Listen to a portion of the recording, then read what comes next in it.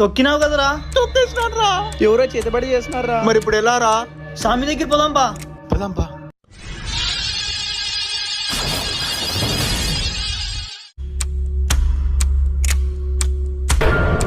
ఓం లడం లస్కో బుడుం బుస్కో.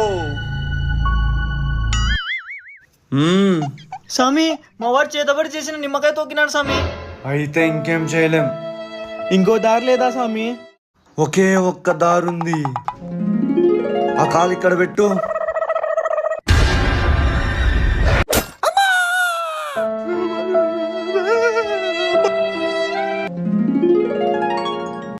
ఈ బ్యాగ్ ఏందో ఏడబక్క పడింది, అన్నీ పడిపోతున్నాయి.